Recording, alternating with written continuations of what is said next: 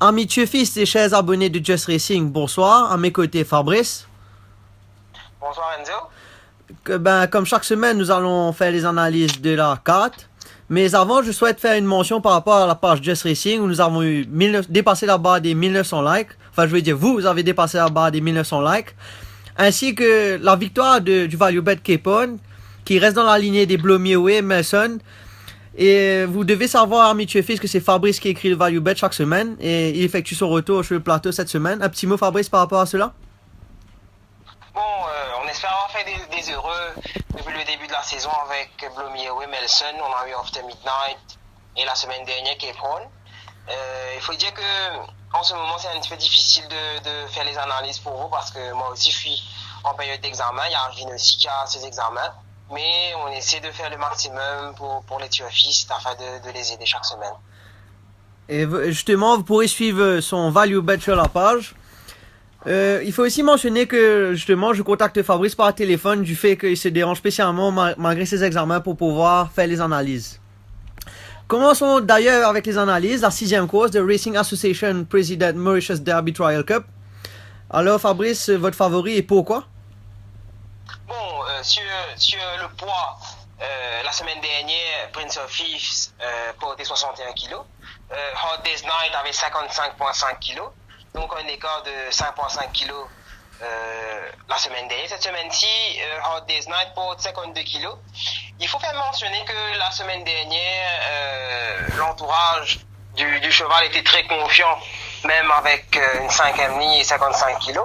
Maintenant, le cheval a 52 kg et une 2e ligne. C'est un coursier qui a couru en très très bonne compagnie en Afrique du Sud, qui possède beaucoup de vitesse, c'est un strong galloper. Avec 52 kg, je pense qu'il va être devant ou sinon dans le sillage de Memphis Mafia, si jamais Memphis Mafia insiste sur la partie initiale.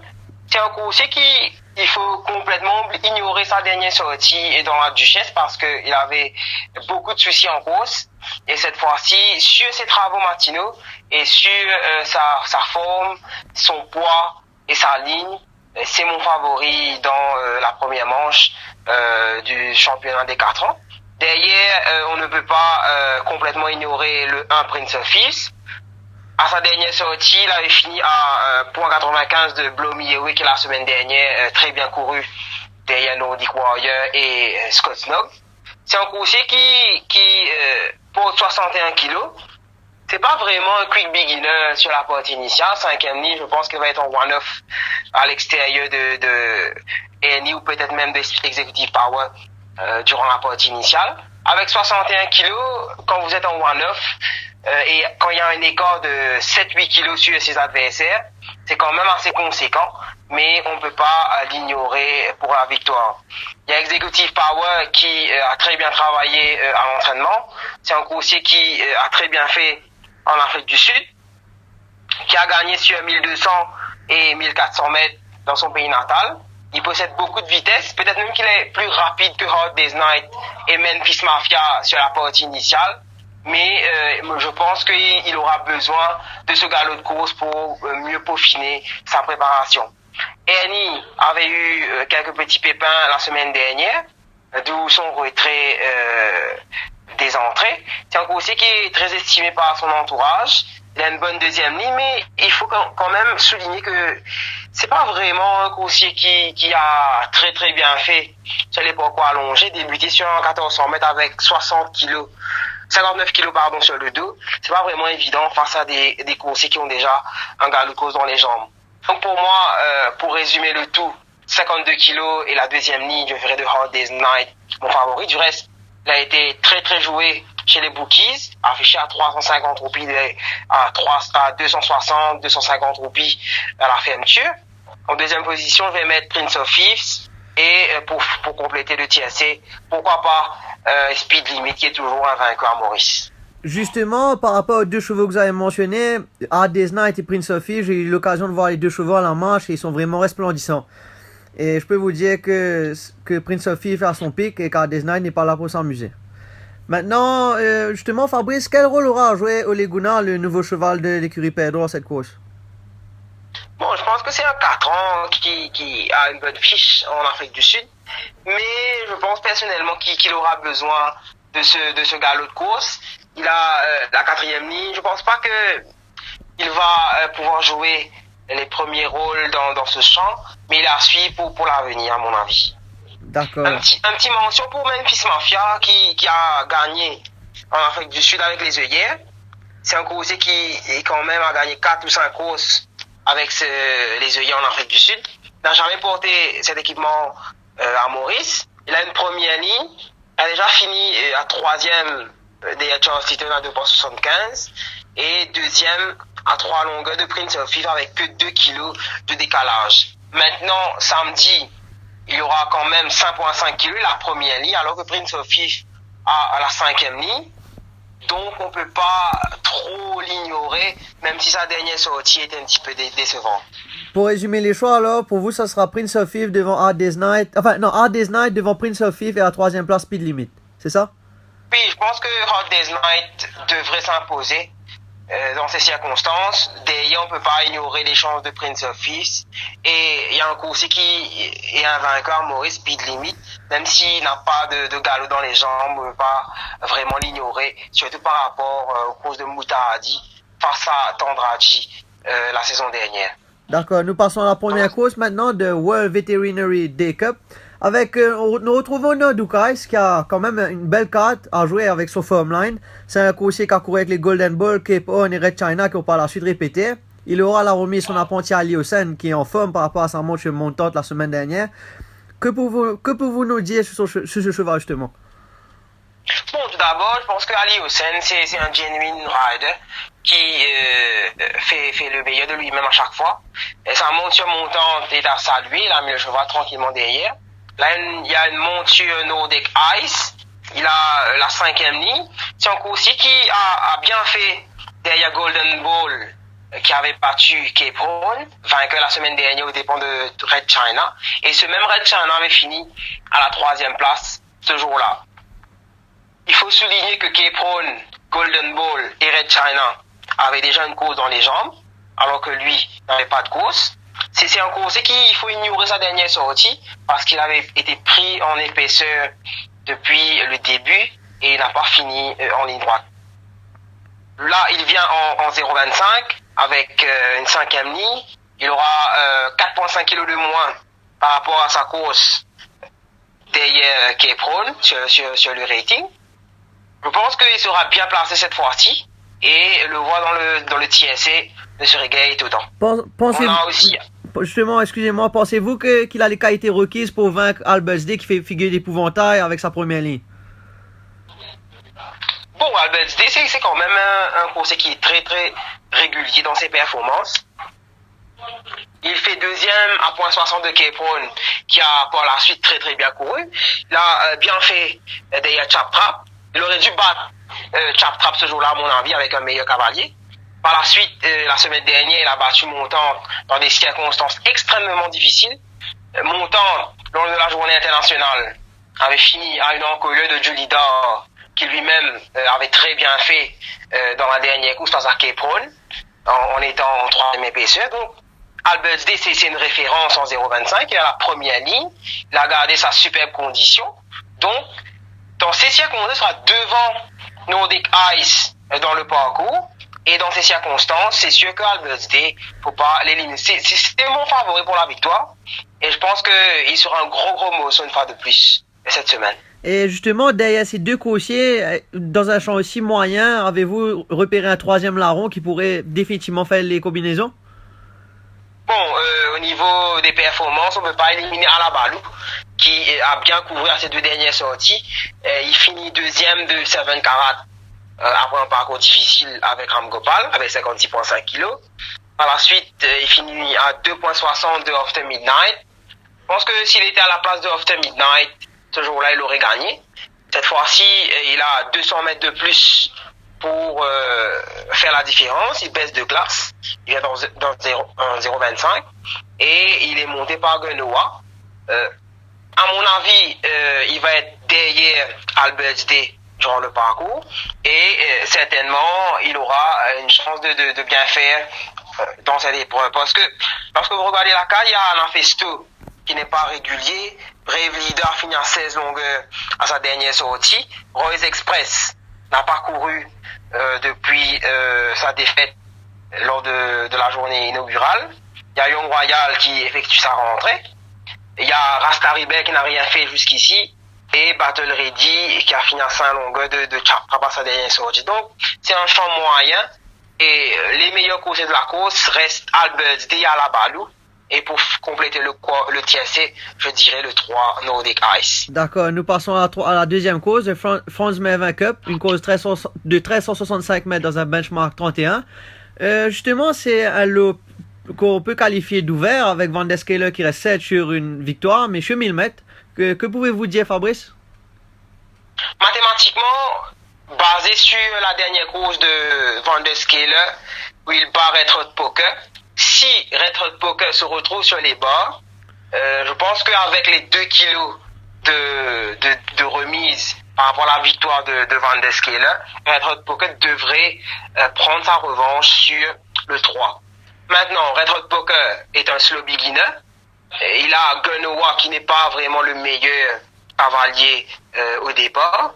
Il a une quatrième ligne. Il a le nouveau Rebels Alliance à son intérieur avec Van der Skeler qui va certainement partir devant. Rockon a démontré du pas dans son pays natal. Où va-t-il être positionné dans la course? C'est une bonne question. C'est un coursier quand même qui a fini à une longueur 0,5 de Rumble la saison dernière. Donc les 1365 mètres ne sont pas un gros souci. Je pense qu'il est meilleur que Van der Skeler à ce niveau sur 1365 mètres. Maintenant, ceci dit, il faudra savoir comment on va se dérouler la course. Van der Skeler revient après 2 mois. C'est quand même un coursier qui fait bien dans ce genre de lot. Une première ligne, on peut pas l'éliminer. Il y a le 8 Rebels Alliance qui aurait dû courir le championnat des 3 ans. C'est un coursier qui possède une bonne fiche sud-africaine, qui n'a pas encore gagné, mais qui possède un certain potentiel à ce niveau. Comme c'est quand même un champ assez moyen avec les Power Dive, Massa, Rock On qui n'a rien fait la dernière fois. Declarato a fini à 12 longueurs de 40 Henry. Mamen Alex fait sa reprise. Donc c'est pas un champ extraordinaire avec une 3e ligne. Et dans ce champ, on peut s'attendre à des bons débuts de Rebel Alliance à mon avis. Vos choix? Bon, c'est un petit peu difficile, mais je vais dire des débuts victorieux du numéro 8 Rebel Alliance devant Red Hot Poker et à la 3e place Van der Skeler. D'accord. Nous passons à la 3e course maintenant, avec un lot de 10 partants, avec justement, Fabrice, beaucoup de chevaux qui ont démontré de la vélocité, à l'image de Al Danger, Great 5-8, Rebels Game, Chris Crossman, Mexican Soy, Moy Power et Ready for Takeoff. Comment voyez-vous la course justement au départ? Comment ça va se passer le déroulement sur la partie initiale? Que prévoyez-vous? Bon, Rebels Game revient de 1500 mètres. Je pense qu'avec des coursiers qui sont des sprinters, il va pas pouvoir comme s'il est sauté sur la partie initiale. Nous avons Mexican Sun qui possède beaucoup de pas aussi. Moy Power aussi possède de la vélocité. Nous avons Chris Crossman qui est pour moi peut-être le meilleur cheval de la course à ce niveau de par son potentiel. Mais avec une 9e ligne, ça va être un petit peu difficile d'aller se positionner. S'il arrive à trouver un bon positionnement devant Great 5-8 et Al Danger, après 150-200 mètres de course, sur les bords, je pense que Chris Crossman va aller gagner la course. Mais avec une 9e ligne, avec Rebels Game, Great 5-8, vous avez Mexican Sun, Moy Power, Imperial Dancer, qui ont tiré des numéros de code. Ça va être un petit peu difficile d'aller trouver une position. Le 1, Al Danger, revient après une très bonne performance lors de ses débuts. Il avait fini à 3 longueurs de Black Tractor. Black Tractor, le favori dans un benchmark 46, avec une 7e ligne de surcroît. Al Danger a progressé sur cette course. Si nous prenons comme base Triad of Fortune, qui avait fini sur la même ligne que lui ce jour-là, la semaine dernière, en étant one-off, le nez au vent, Triad of Fortune finit sur la même ligne que Voldream. Voldream, lors du week-end international, est fini à une longueur de Sunset Breeze qui a battu Imperial Dancer. Donc je pense que il n'y a pas grand-chose entre Al Danger et Imperial Dancer sur la valeur. Qui a le plus progressé?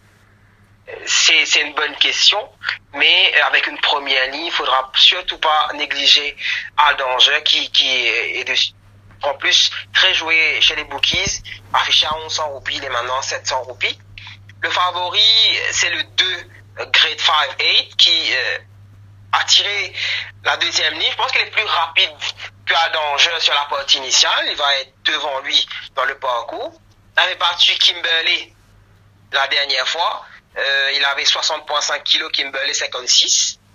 Il a progressé sur cette course. Il a pris 2,5 kg de pénalité. Kimberley a battu la semaine dernière Seven League Boots et League of Legends, qui sont pas des références à mon avis dans ce genre de catégorie. Par exemple, Chris Crossman est un meilleur cheval que Seven League Boots et Al Danger est un meilleur cheval que League of Legends.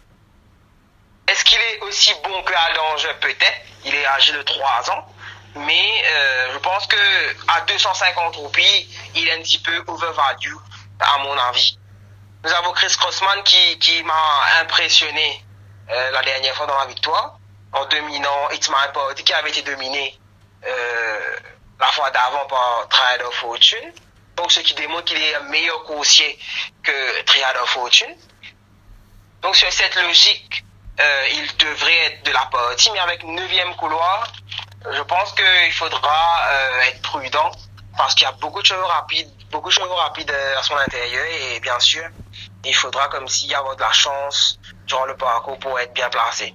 Imperial Dancer avait très bien couru pour ses débuts derrière Sunset Breeze, finissant à 1,40 de ce dernier.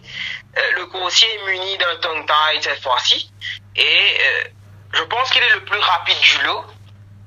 Il va être devant après 150-100 mètres de course. Mais est-ce qu'il aura... Il a gagné sur 500 mètres en Afrique du Sud, mais est-ce qu'il aura assez de niveau pour gagner la course? C'est une bonne question. Une course assez ouverte en perspective. Mon favori reste le 1 Al Danger par rapport à ses débuts et ses progrès affichés à l'entraînement. Je vais mettre Grade 5-8 en deuxième position et à la troisième place, je dirais Imperial Dancer. D'accord. Nous passons à la quatrième course, si vous voulez bien. Là. Alors, avec un lot de 7 partants, avec justement Black Tractor qui reste une victoire. Malheureusement, il a tiré la 7e ligne avec des chevaux comme Donred à son intérieur ou même Narvista qui s'est montré très rapide à Maurice. Il y a aussi PNF qui paraît déclassé. Un mot par rapport à PNF, Fabrice? Bon, il y a eu beaucoup de pluie jeudi après-midi. C'est un coursier qui excelle sur piste molle. À sa dernière sortie, il aurait gagné si Wiggins avait été plus patient. Je pense que Wiggins était un petit peu mal inspiré sur ce coursier. C'est un cheval qui n'a jamais couru en benchmark 46 depuis qu'il évolue à Maurice. Donc un champ pareil, je pense qu'il a la pointure pour une telle épreuve. Il y aura du pas dans la course. Je pense que Silver Snaffles va être bounce sur la partie initiale pour essayer de trouver une position. Navista possède beaucoup de pas. Donc, il y aura du pas sur la partie initiale. Black Tractor, je pense qu'il est overvalue à 350 roupies. La dernière fois, il avait battu Al Danger de 3 longueurs. Il a pris 2,5 kg sur cette course. La dernière fois, il avait une 3e ou 4e ligne. Cette fois-ci, il a une mauvaise ligne, sera en one-off, à mon avis. Donc, si les gens pensent que si Black Tractor est le favori dans cette 4e épreuve, Al Danger dans la 3e devrait être aussi le favori. Mais on voit que Black Tractor est à 350 roupies. Moi, personnellement, c'est pas mon favori par rapport à sa dernière sortie. Navista avait très bien couru dans des circonstances difficiles la dernière fois. Mon entraîneur avait imprimé un train rapide dans la course. Donred avait fini 2e derrière Buffalo Trip. Castle avait fini 3e dans cette même course. À sa sortie précédente, Castle avait fini derrière PNF. Malheureusement, ce dernier avait une course beaucoup plus difficile. Donc, c'est une course assez difficile à analyser sur les circonstances parce qu'on ne sait pas est-ce que Silver Snaffles va avoir les bas derrière Navista ou est-ce qu'il va être en voie 9. Si Silver Snaffles se retrouve en deuxième position par rapport à ses travaux matinaux, à sa fiche sud-africaine, il a une chance. Mais s'il se retrouve en voie 9 sur l'arrière-main de Navista qui a un bon pas dans la course, je pense que le meilleur cheval de la course reste le 1, Pierre-Yves, qui est offert à 570 roupies. C'est un value bet dans cette épreuve à mon avis. Et justement, il y a un cheval qui m'a plu à l'entraînement, c'est Dealer's Charm. C'est un cheval qui affiche une très belle condition. C'est vrai que la dernière fois, il nous a un peu laissé sur sa fin, mais je pense qu'il n'a pas aimé le going. Cette fois-ci, il nous revient avec 53 kg, une quatrième ligne. Un mot sur lui? Oui, le cheval finit en 4 longueurs de grade 5-8, qui est le favori dans la troisième épreuve. Pierre-Yves courait en benchmark 51. Donc, par rapport à Pierre-Yves, il y a quand même 3 ou 4 classes d'écart. Le cheval a progressé. J'aime pas beaucoup Ram Gopal sur les finisseurs. Il a gagné qu'avec Dunraven, à mon avis. Et il a un petit poids. Il devrait courir en progrès, mais c'est pas mon favori. Pour résumer, un trifecta? S'il y a du pas, je pense que Pierre-Yves peut gagner la course. Si on regarde en arrière, il avait fini à 0.40 de Night in Seattle. Il a fini à 0.35 de Torotino, à 1.30 de Orgun sur 1500 mètres, à 2.20 de Moutardi sur Sprint et la dernière fois à 0.02 de Seven Fountains. Il avait battu en entrée qui a la semaine dernière gagné. Donc, à mon avis, il vaut plus qu'un benchmark 46 et il devrait pouvoir le faire samedi dans ce lot. D'accord. Justement, voilà, nous passons à la cinquième course. Pour la cinquième course, vous pouvez vous référer au Value Bet où vous aurez toutes les explications et les trifecta inclus. C'est à suivre sur la page Just Racing. Passons à la septième épreuve maintenant.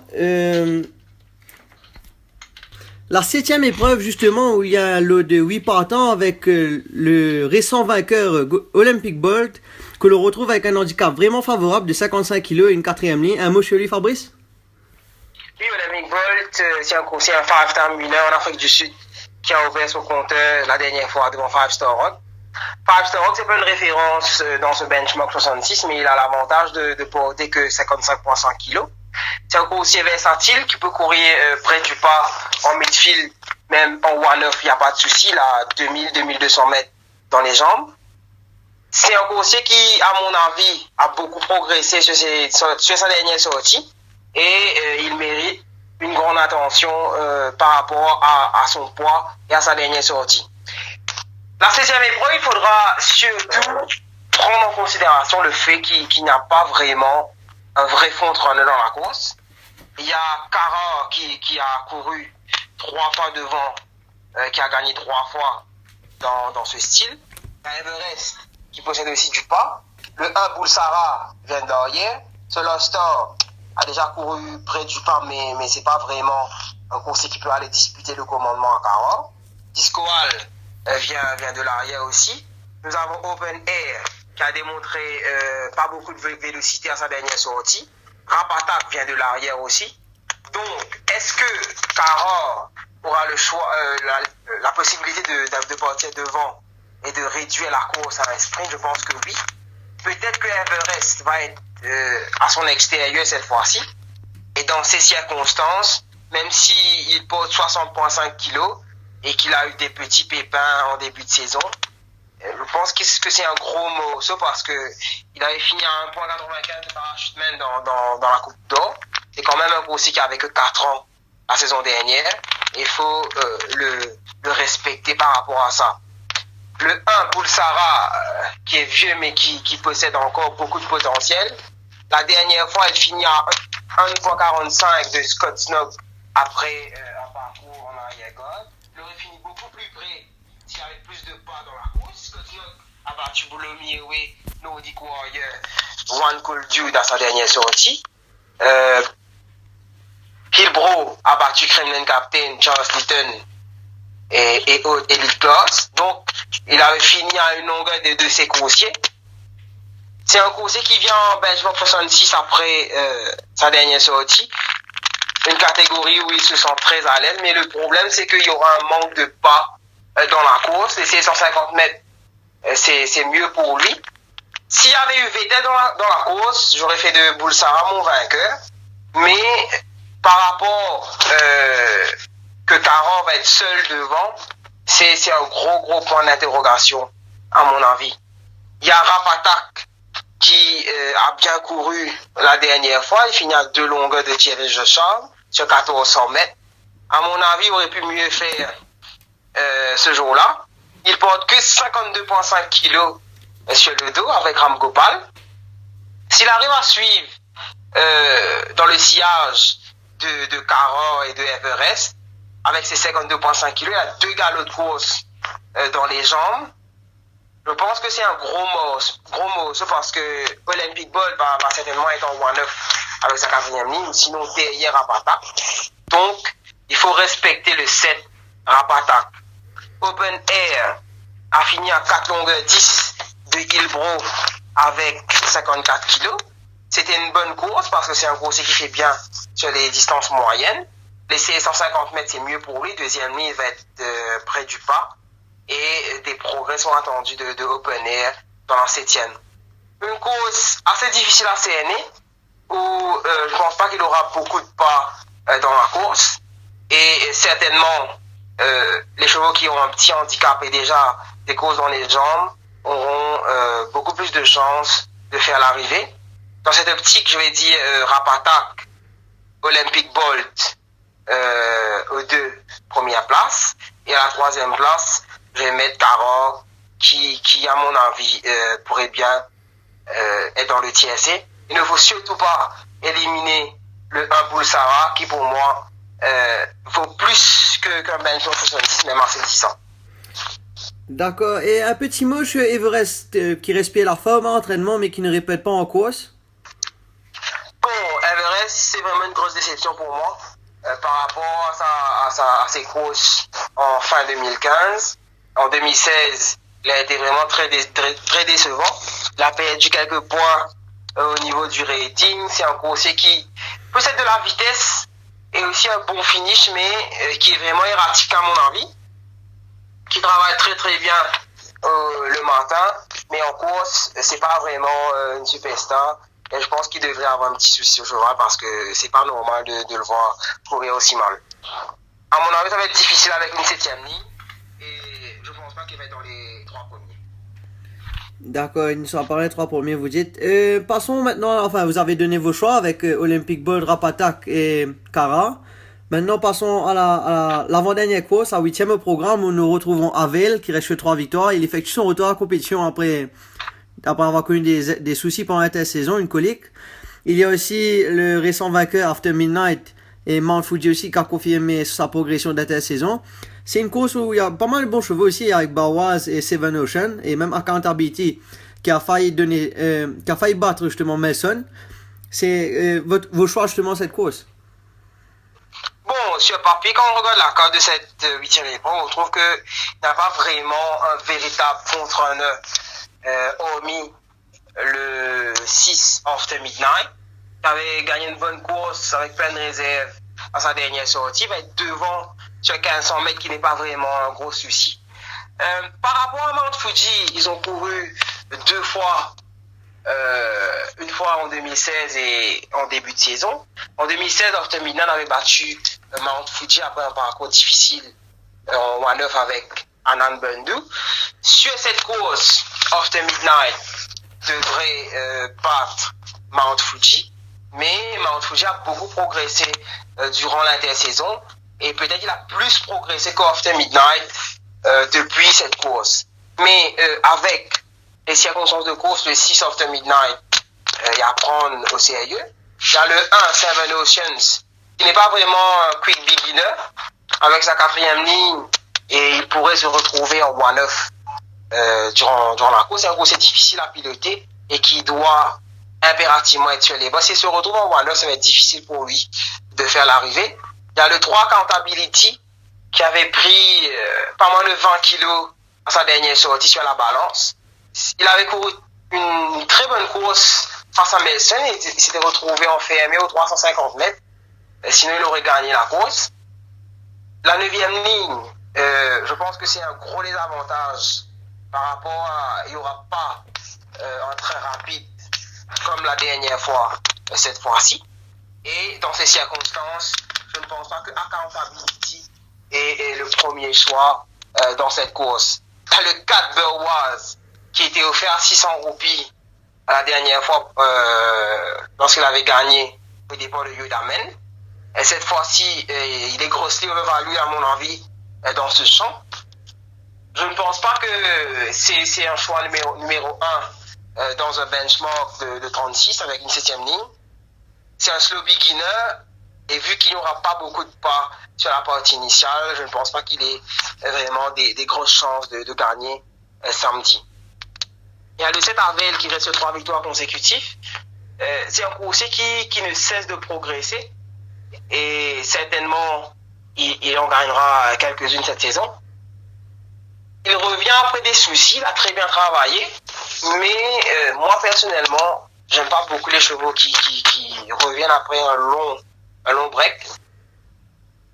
Il a le désavantage de ne pas avoir de galop dans les jambes, alors que Seven Oceans et After Midnight, Mount Fuji ont déjà un galop dans les jambes. Et c'est un gros désavantage à mon avis. Et je vais pas faire de lui mon favori. Il y a le 5, It Doesn't Matter, qui avait fini à 2,45 de Grade 5-8. C'est un coursier de 3 ans. Si on pense que Grade 5-8 est le favori logique dans la 3e course, avec une première ligne, It Doesn't Matter aurait dû être à 250 roupies dans cette épreuve. Maintenant, il est à 2000 roupies. Je ne sais pas pourquoi. Mais je pense qu'il a une chance.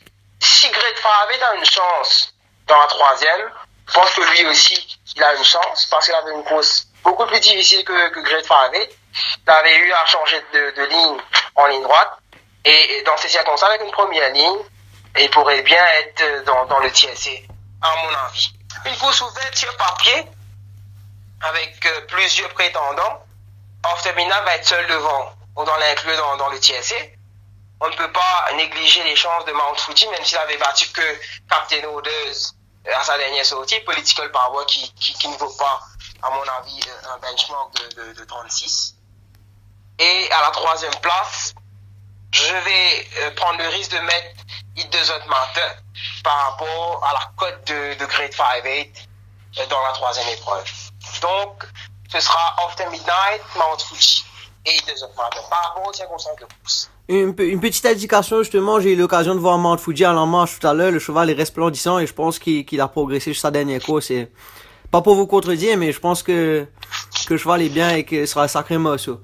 Ben, passons à la dernière course du programme, justement, avec Varational qui était favori, justement, à sa dernière course, qui fut malheureusement cancel. Est-ce l'effet Danielson ou vaut-il sa cote? Bon, à sa dernière sortie, il finit à 5,15 longueur de Without a Doubt. C'était le 1er avril 2017. C'était il y a 6 semaines. C'est quand même un retour assez conséquent. Chap Trap, le cheval qui est coté à 260 roupies, avait battu Social Network et Albert's Day à sa dernière sortie. Avant cette sortie, il avait fini à 4,80 de Ride to Tango après une course épouvantable en 3e épaisseur, le nez au vent. Je pense que Chap Trap, c'est un coursier qui progresse de course en course. Il a bien travaillé la semaine dernière en compagnie de K-Prone. Et il y a la ligne à surmonter, mais il vaut ce benchmark. Varational aura à se placer avec une 4e ligne, alors que Captain's Chronicle à la 3e ligne. Je pense qu'il ne faudra surtout pas aller tackle Captain's Chronicle sur la partie initiale et plutôt chercher à s'asseoir derrière lui, parce que Captain's Chronicle ne va certainement pas se laisser faire sur la partie initiale. Il y a aussi Prince George qui possède beaucoup de pas. Et dans cette optique, je pense que Prince George, Captain's Chronicle vont être devant. Certainement, Varational va se retrouver en 1-9 durant la partie initiale. Et Chap Trap va être Honor Your God. Le troisième larron pourrait être le 4 Kentucky Bluegrass, qui avait besoin de sa dernière sortie. Il avait fini à 8,25 de Carl Henry, qui avait gagné par 6 ou 5 longueurs. Donc, c'est pas une mauvaise performance. Il y avait Without a Doubt dans la course. Donc, c'était une bonne performance par rapport à cette sortie. Si Varachenel, qui avait fini à 5 longueurs de Without a Doubt, vaut 250 roupies, je pense que Kentucky Bluegrass, qui avait fini à 3 longueurs de Without a Doubt, vaut bien plus que 800 roupies dans cette course, surtout par rapport aux circonstances de course. Le TSC, ce sera Chap Trap, Kentucky Bluegrass et Varachenel. Je ferai confiance au progrès de Chap Trap, même si le cheval a une mauvaise ligne. Mais je pense que avec un champ de 7 chevaux, il pourrait bien se mettre en midfield et par la suite sprinter en ligne droite. Donc, Chap Trap, par rapport à sa victoire au dépens de Social Network, qui a répété par la suite, et qui avait battu aussi Albert Day, et par rapport au programme affiché au training. Chap Trap devant Kentucky Bluegrass et Varachenel. Un petit mot sur Captain's Chronicle qui a justement, on sait très bien que c'est un cheval que lorsqu'il a les conditions à sa faveur et qu'il est seul à l'avant, il se montre très allant et il est difficile à rattraper. Pensez-vous que ça sera le cas samedi? Oui, Captain's Chronicle, c'est un coursier qui a gagné par à peu près 3,35 la saison dernière devant Smithen. C'est un coursier quand il est seul devant, c'est un gros morceau, il vaut plus qu'un benchmark 31. Mais quand vous avez Prince George, qui a la première ligne et qui a déjà gagné de bout en bout sur 1000 mètres, je ne pense pas que Captain's Chronicle soit plus rapide que Prince George sur les premiers 100 mètres. Donc, dans cette optique, je pense que Captain's Chronicle va se retrouver en deuxième position et je ne pense pas qu'il va pouvoir gagner la course samedi. Il y a un cheval qui a terminé 10e la dernière fois, c'est Ocean Dry South. C'est un jeune cheval qui a une bonne fiche sud-africaine et qui travaille très bien en entraînement. J'ai en tête un travail avec, je crois que c'était Pride Rock. Je pense que c'est un cheval qui définitivement montrera quelque chose de mieux samedi. Et, où va-t-il se placer justement sur la partie initiale et durant la pause, Fabrice? Bon, lui aussi possède du pas sur la partie initiale. Maintenant, avec Varachenel, Prince of George et Captain's Chronicle qui ont du pas, je ne pense pas qu'il va être bound sur la partie initiale, il va être en midfield cette fois-ci. Il doit certainement démontrer des progrès pour mériter considération parce que finir à une vingtaine de longueurs de prime de Carl Henry, c'est pas une très bonne performance, même s'il avait besoin de cette course. Je pense qu'il vaut mieux le revoir avant de donner plus de considération. D'accord. Nous avons vu la carte. Un cheval qui vous a tapé dans l'œil ou un banker? Bon, la carte est assez homogène. Comme vous allez le voir sur le value bet posté sur la page, j'aime beaucoup Joli Roger dans la 5e. Et pour vous donner un outsider, je dirais Al Danger par rapport à ses débuts et sa première ligne. D'accord, merci beaucoup Fabrice d'avoir pris le temps justement de faire l'émission malgré vos engagements. Nous nous excusons aussi auprès de des abonnés de la page Just Racing. Je suis là pour suppléer Arjvin Nebros, je fais de mon mieux et la qualité de son. Nous espérons avoir pu vous aider dans vos choix et dans vos analyses. À la semaine prochaine et merci beaucoup.